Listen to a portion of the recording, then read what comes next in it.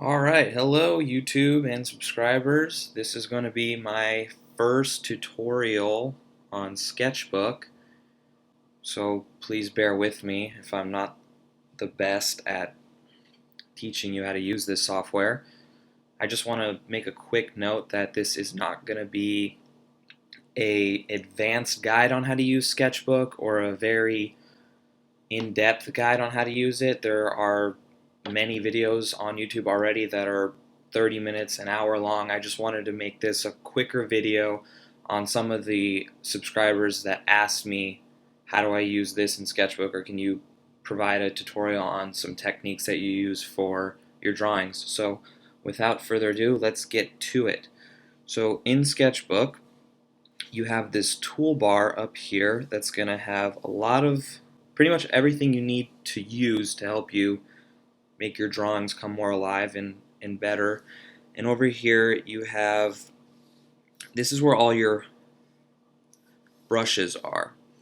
And this one is the basic pencil brush for Sketchbook. Then you have the airbrush and markers and paintbrush, erasers. These three right here are a smudge tool, and you have another type of airbrush over here. Now if you want to look at the pencil, or you could use this with any type of brush, you click on this little icon right here and it brings up the brush properties, and now you can drag this on the size of the brush, and then you have the opacity. The opacity is how light it's going to be. And basically if you have 100 opacity, that means if you apply pressure, it's going to be the same color all the way through.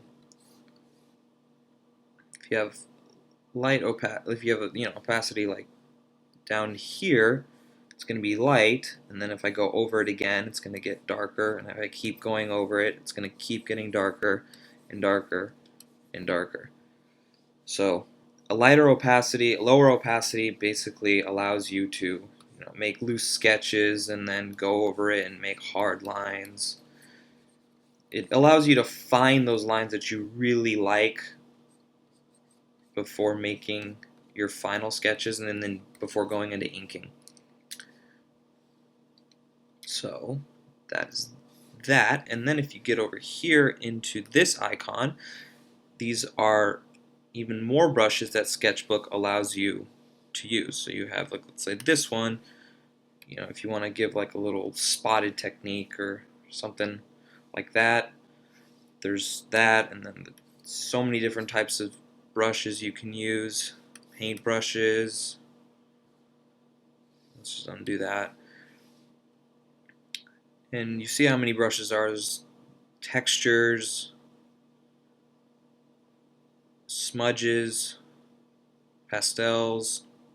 Then there's brushes that you can actually download, like this skin texture brush. You can go to Sketchbook's website and download the brushes, and it'll be, once you download it, it'll be in here. And then you have these ones that are also downloadable, but this is just kind of a quick example of how many brushes that you can get in this software. So now let's just erase this real quick.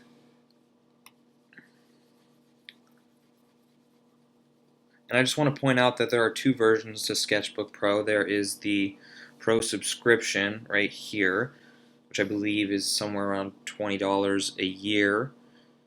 And then there's the free Sketchbook one, which doesn't allow you to have more than 3 layers. So if you go over here on the toolbar, you have the layer option, and I can basically make as many layers as I want. So the subscription allows you to do as many layers as you want. The free one, you can only have 3 layers, so that's a drawback, and there's some tools that you also don't get, and you don't get as many brushes. So that's basically the difference between free and not free. If you have the money to buy the subscripted one, I highly advise you to do that. If you are using Sketchbook, I'll get into it a little bit more later, but using a lot of layers is very important. So now that we're on the layer icon, let's get rid of these real quick. So it starts off with a layer and a background. I usually, whenever I start drawing my drawings, I start off with a pencil and I'll just sketch whatever it is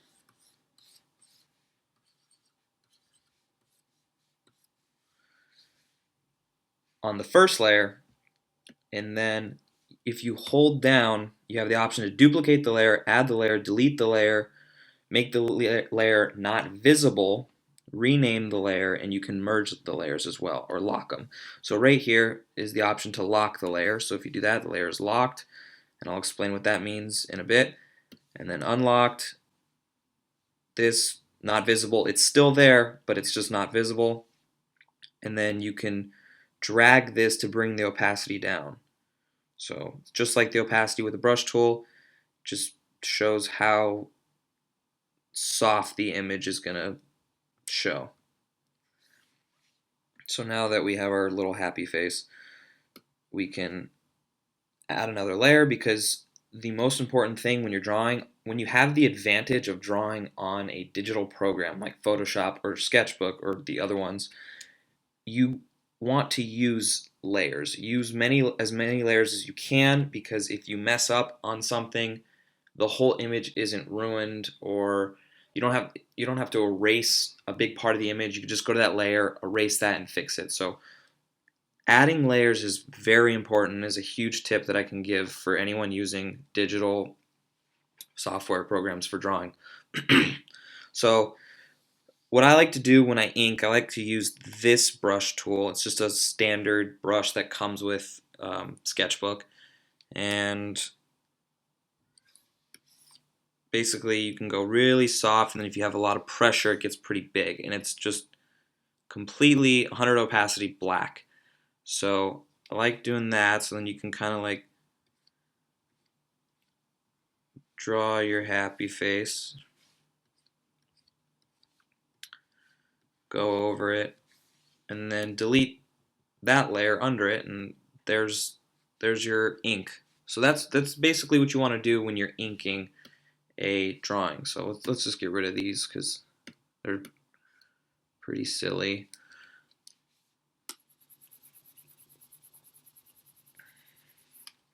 And one of my subscriber asked me that, he said he notices, here I'll pull up one of my drawings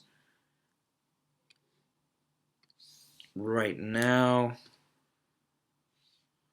Let's just bring up Broly.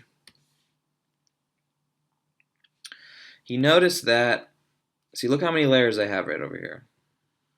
A lot. But he noticed that when I make a drawing, I have,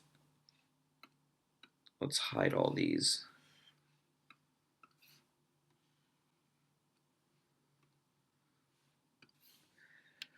So this is the inking one. So I sketched out Broly right here. So here's the sketch. Then I inked. Then we can go ahead and hide that sketch layer. You don't want to delete it, you just want to hide it. And then I inked it, and then I made 2 copies of ink. I just did this, went over here, duplicated. So now I had 2, but let's just delete that one because the second one's right here. And you want to do this so you have this ink layer on top, and you can still, this is the same exact layer underneath, but you can still use it to color without tampering with the original inking drawing. And it allows you to just color underneath the black lines. You don't want to color on top of the black lines, because let's go to a new one. If I make a line and I color with it, so let's go to this color tool, and I use this brush. This is what I use to color for my Dragon Ball Z drawings. Right here is this brush. And real quick before I go into this is your color wheel, so is this. And these are your swatches. Swatches are saved colors that you can have. So you can basically take this color, you like this color, or let's pick this color. You like this green, you can take it, drag it down, and save that green. Done. And you can refer to it whenever you want. So now that's your color wheel, and you can always use this. You can go put your cursor on this, drag it up to make it brighter, or drag it down to make the color darker, more saturated. And let's go back to that color. This one basically allows you to go large, small, large, small. It's just a faster way instead of going to this and making it sizable. So we have this, and if you color on top, right, it's really hard because you want to make it look clean. And if you're coloring on top of that layer, you see that it's covering part of the black line. So if we undo, it's good to duplicate the layer. Then you go to the layer beneath it. So if you color, the black line is still showing. Your ink, your sketch, your drawing is still showing. One thing that I like to do for my Dragon Ball Z drawings to make coloring faster is in your toolbar, you can go to your magic wand tool. And basically what this magic wand tool does, this right here, this number 32 means the pixel tolerance. So if you want it to get as close to the line as possible, you want to lower this pixel tolerance. So I usually like to lower it to about 6 or 7, doesn't really matter. Hit enter. So now it's going to allow roughly about 6 pixels in between the black line and the white space. So when you take your magic wand tool, you just want to click inside. You want to be on the layer that you want to do it. It doesn't matter if you do it top or bottom, but let's just do it for the bottom because it does matter which layer you're coloring. You're coloring the one underneath. You want to take the magic wand tool and just click inside, and it just highlights inside. Then you want to click your brush tool and size it up to save time, and you just color it in. You can color outside, it doesn't do anything because it's highlighted inside. It will only color what's inside. So, like that. I could just keep going around and just colors what's on the inside. So that's one of my coloring techniques that people have asked me, could you give me some tips on coloring, on digital softwares? And that's pretty much what I do. That's what I did with the Brawly one. I just had the Brawly image on top, and then under it you have sections that you can just color off, and you just keep going to the magic wand tool, and you just, like, let's say we go here, and then when you're done, I forgot, when you're done you have to click this square or rectangle with an X, and that's done. And if we go on our first layer again and let's change that to black. We make this part. Let's say this is like, let's say, on a Dragon Ball Z drawing you have like a muscle and then another muscle. Then you would just go to this, click that, make sure we're on the second layer under, click your color, go to your brush and color it in. And that's basically what I do pretty much around the whole thing, the whole drawing. So now that we have that down, I'd like to quickly talk about other tips to help your drawings as well. So let's go here. Let's just erase this. Let's stop that. Let's erase this. Delete that layer. Delete that layer. So now let's make another layer. Let's click this one. This, by the way, before I get into this, actually, this is the Predictive Stroke. Is probably my favorite thing to use, because when you use a tablet with a pen, you do have a disadvantage of control. versus paper, because the pencil's touching the paper directly versus this is touching, this has like a 1 to 3 millimeter gap between the actual drawing and your pen.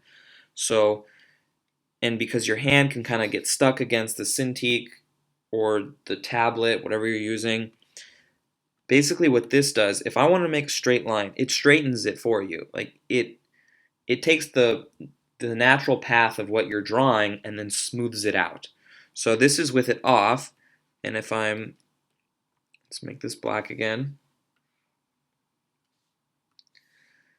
If I'm just going slowly and I go all the way over, there's some bumps right around here. Here, it's not the smoothest line. If you use the predictive stroke, and we do that again, you go slowly, makes it really smooth. Looks much better than this. So when you're using Sketchbook Pro, I highly advise that you use this predictive stroke to help smooth out your lines. So now that we've covered that, let's go to one more thing that I want to let you know for the end of this tutorial is if we, like I said, I was going to talk about locking the layer. If we have, this is our straight line, rectangle, oval, whatever. If you have an oval, so let's make this oval, circle, whatever, and color it.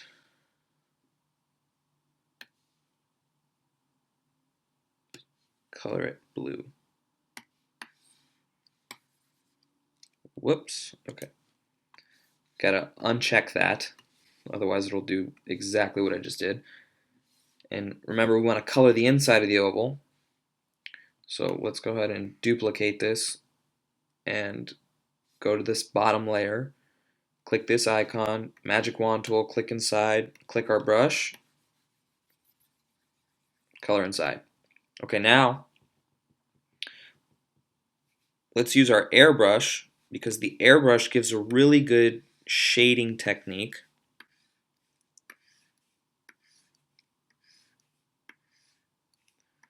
Size it down because don't want it that big.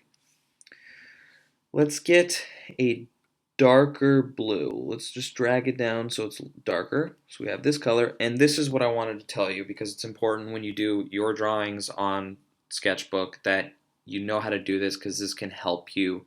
It's similar to this magic wand tool, but let's say you want to do it to something that's much bigger. Like Brawly is not one shape, right? He's not one specific shape. And he's got, you know, any Dragon Ball Z character or anything else, doesn't matter. They've got like a head, a neck, arms, chest, shoulder, hair, and you can't really, you could use this lasso tool to draw all the way around them, but that's not going to be exact, and you don't want to do that. It takes too much time. And the magic wand tool only gets whatever is empty space within the lines. So it's like if you have lines that are closing around, you're not going to get the entire image. So you don't want to use this, but for the sake of a circle, you can use this. But let's say it's not. Let's say this option is not available, and this is what locking the layer is for. So you lock this layer, and it's like the magic wand. You can't color on the outside. So when you lock the layer, you can color on the inside and out. So if we have this ball, and let's say we have a light source, unlock it real quick, light source coming from here. So it's going to be bright over here. So go back, lock the layer. If it's a ball and we're trying to shade this ball, you don't want to, if it's unlocked and you're trying to shade, you know, it's going to get on the edge and go over your drawing, and then you have to go back and erase it, and then you get this, and that's not what we want. We want it to look clean. So lock the layer, and then you could just go on the edge and shade it. And light pen pressure, You don't want to use too much pen pressure because you want it to gradually get better. You want the drawing to gradually evolve. Make this a little bit bigger.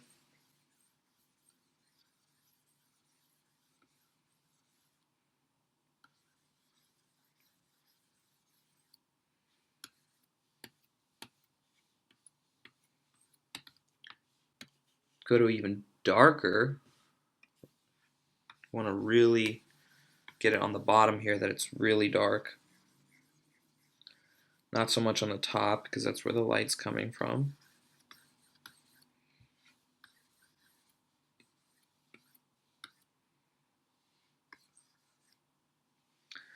And then let's go really bright. Size it down. And then just give it a little highlight in the center.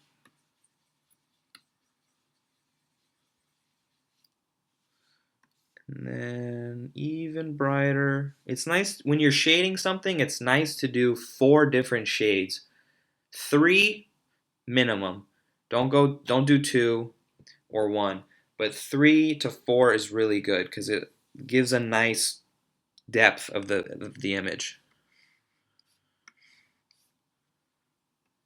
And then that's where the light's directly hitting that little white spot. So that's my quick tutorial on things and tips that I use to draw the drawings I do. And hopefully, if you have the software or you're thinking about getting the software, I highly recommend it. And you can use these quick tips. If you have any other questions about this software, other things that I could mention, I would gladly do it in the future. Again, this is my first tutorial, so please don't be too harsh on it. It might have been all over the place, I don't know. But please give me some feedback on how I can make a better tutorial, and definitely in the future I will get into specific tutorials on how to draw specific things, not just how to use the program, but like if you want me to show you how to draw Goku, I will do that, and that's what I am planning on doing anyways. So until then, have a great day, and thanks for watching.